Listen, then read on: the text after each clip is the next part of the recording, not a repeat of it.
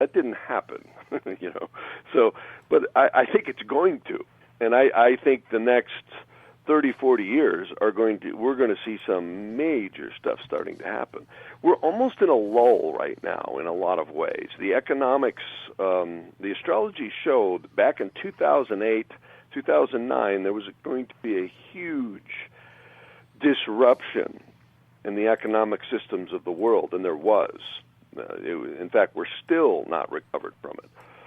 And that's probably one of the biggest things on the table right now, is we have a polarization going on here between the Western financial world and the Eastern financial world. Russia, China, India, you may know of the BRICS nations.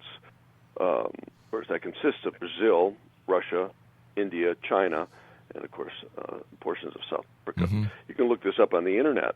And I see a polarization going on between the Western banking world, which collectively is Europe, the United States, Canada, and various other countries. The countries of the which G8. Which are primarily backed by the petrodollar. Yeah, which are the countries of the G8, now G7, because the G8 kicked Russia out. That's right. Yeah. And this is probably the biggest thing on the table right now. And I also think it affects where the world's going, because if you remember back in the 70s and 80s, you know, we had, well, particularly the 80s, you had the bravado of Reagan and so many other presidents in the United States here. It led the world in this really proactive, we can do anything type of attitude. Right. In fact, we saw that back with John F. Kennedy. You know, we're going to take the moon and go. That's not been there for quite a while, particularly, I would say, ever since the last 20 years. It's been a big hiccup, and it really happened, I think, in 2008, 2009. And what I think is going to happen is there's going to be a lot of turmoil between now and 2020. The human race never seems to transition into these things as smoothly as they could. Let's hope we do.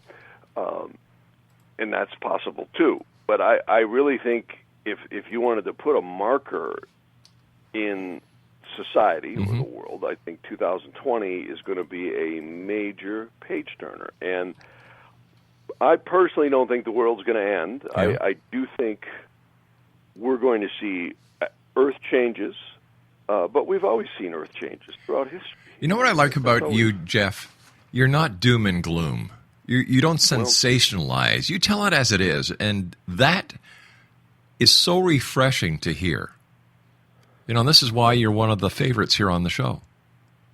Well, thank you. I think there's too much alarmist things going on. Fear usually sells. Oh, it does. What I notice is most of the people selling the fear, at the end of the conversation, they've got some food they're going to sell you, some ammunition, or a flashlight that works in nuclear war. Hey, and not to mention the generators, the gold, and the other precious metals that you have to take with you. Yeah. Yeah, that's right. Most of the people I know, I've watched it for the last 40, 50 years. I mean, people have been digging holes underneath their houses, burying food and water and ammunition, and most of them die of old age. Well, actually, you know, you have the Koreans to thank for burying food, because that's how they make their kimchi, is they put cabbage with vinegar, and then they bury it for a number of period of time. Yeah. But anyway, when it comes to the examining the world through astrology, is it possible to do that? Are you doing that? And is this how you're coming to the conclusions of what you're telling us today, by studying the astrology of the world? Well, yeah, and I want to clarify something, too. A lot of people criticize astrology as predicting the future. It really isn't.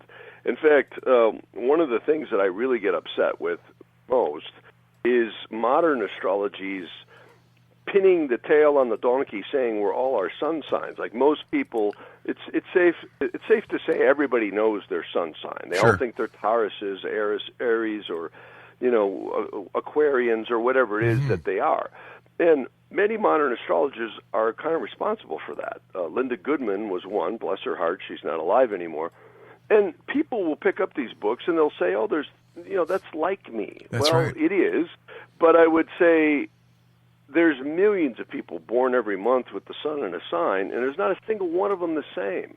And I always tell people, when you get into the ancient systems, you'll see nobody is their astrology. We're experiencing the astrology. In other words, it's like a script.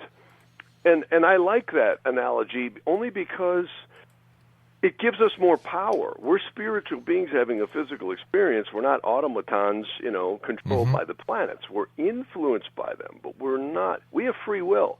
And I think, again, if we're drumming up fear all the time instead of logic and awareness and consciousness, then you got a real problem, because fear is not a very positive emotion. No. And it's disempowering. Empowerment comes from awareness, seeing what's going on, and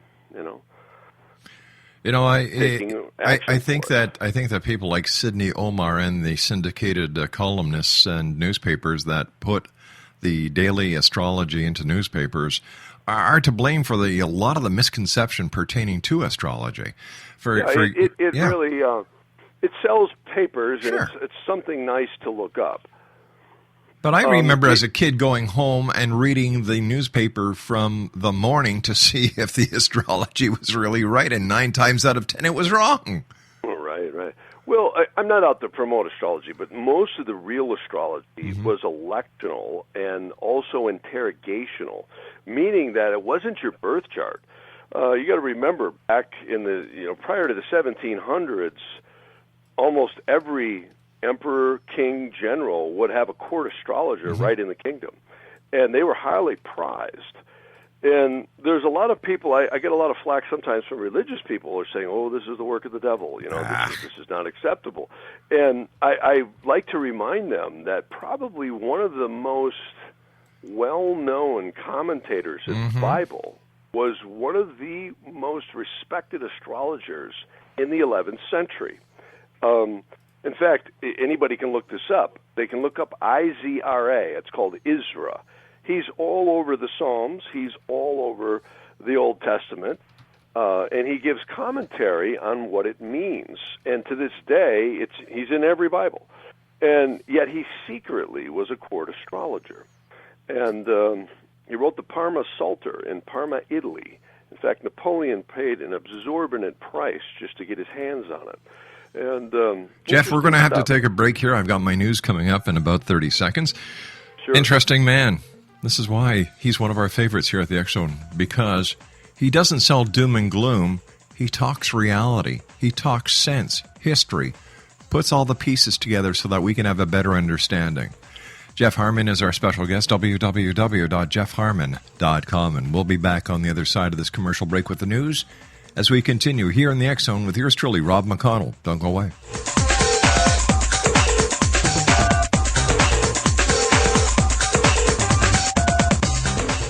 Are you considering calling a psychic to read your situation? Then consider David Champion, a psychic medium for more than 20 years with thousands of readings under his belt. David Champion will make you feel comfortable. He has proven to be honest and accurate. He's a straight shooter. There's no guesswork. What he sees is what you get. While he is a medium, most of the calls focus on relationships, not only love, but work, school, neighbors, and more. Need help with finding a job and preparing for the interview? Are you dealing with people who are obstacles in your path? For more information, go to davidchampion.com, $1.50 per minute paid by credit card with a minimum of 30 minutes. For your reading with David Champion, call 1-877-702-8598. That's 1-877-702-8598.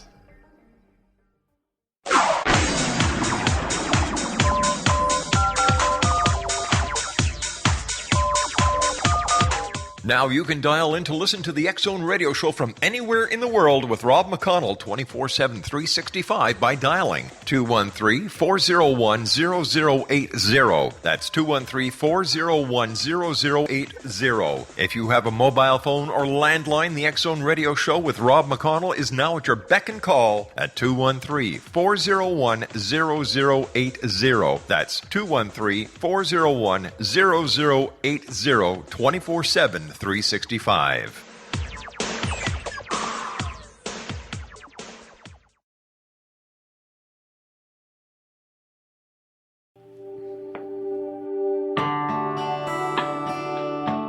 Hi, this is Elizabeth Joyce with the X-Zone. This week, beginning March 31st through April 6th, we have eclipses, retrogrades, and the Grand Cross energy. That comes on April 28th, which is going to bring activity and attention to your relationships. On the 29th, the solar eclipse in Taurus will bring a focus on your finances. Your patience will be tested throughout the month because 3 planets are retrograde. Your mind will be on several different issues this month as Mercury zips through Pisces, Aries, and finally Taurus. When Mars is in partnership-oriented Libra, you can expect activity in that area of your life. Be sensitive to the needs of people around you. Aim for harmony and equality in all of your alliances, whether they are emotional or professional. There are 2 very strong, challenging aspects in April, on the 20th and the 21st. Actually, this energy will affect you the entire month, beginning today.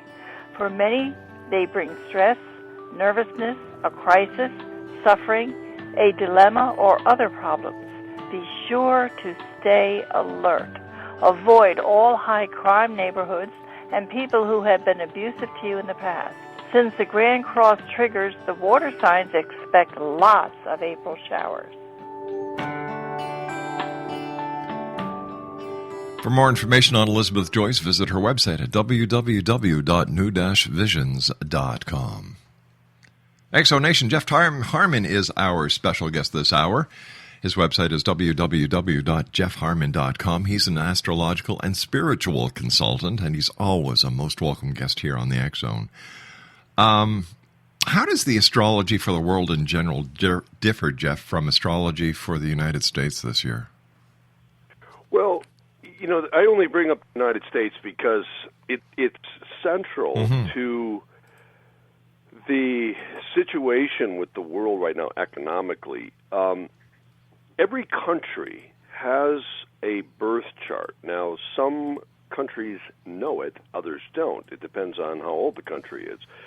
The United States, there's something called the Sibley chart, and it's got that name because there was a man named Ebenezer Sibley, who was actually a Mason, who penned the chart for the signing of the Declaration of Independence.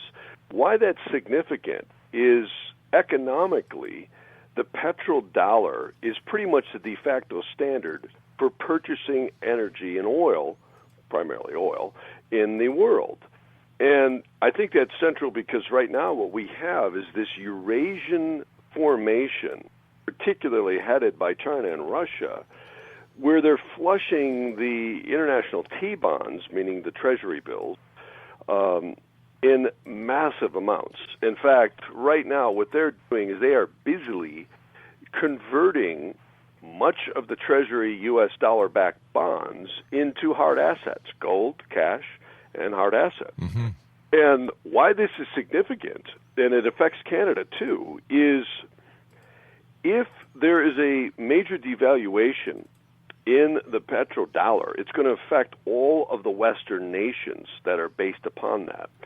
China has been positioning itself to get a gold-backed yuan, and I wouldn't be surprised if we see something like that coming down the pike.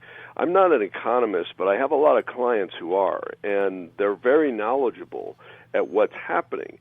The IMF, also known as the International Monetary Fund, has been busier than a little beehive here ever since 2008, coming up with alternative solutions. And we've seen things like the Cyprus bailout.